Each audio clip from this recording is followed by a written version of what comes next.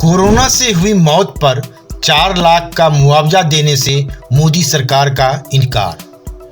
Supreme court में हलफनामा दाखिल कर मोदी सरकार ने किए हाथ खड़े। केंद्र सरकार ने कहा, आपदा कानून के तहत अनिवार्य मुआवजा केवल प्राकृतिक आपदाओं जैसे भूकंप, बाढ़ आदि पर ही लागू होता है। हर कोरोना संक्रमित मरीज की मौत पर मुआवजा वित्तीय सामर्थ्य से बाहर।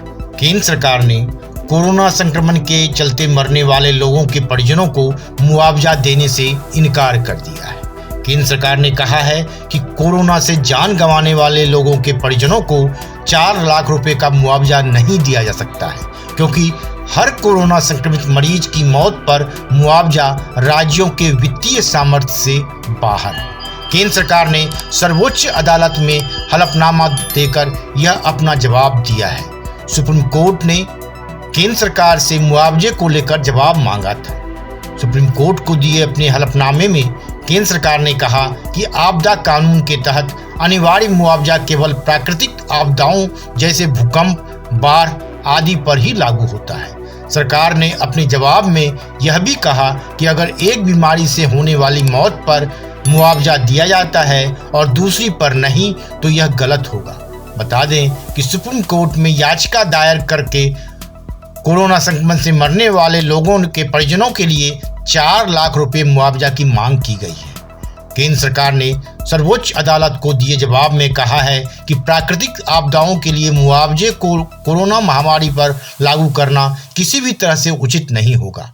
केंद्र सरकार और राज्य पहले ही राजस्व में कमी और स्वास्थ्य खर्च में बढ़ोतरी के कारण गंभीर वित्तीय दबाव में है। मुआवजा देने के लिए संसाधनों का उपयोग महामारी के खिलाफ कार्रवाई और स्वास्थ्य विभाग को प्रभावित कर सकता है। कोरोना महामारी के कारण अब तक 3,85,000 से अधिक मौतें हुई हैं, जिनके और भी बढ़ने की संभावना है।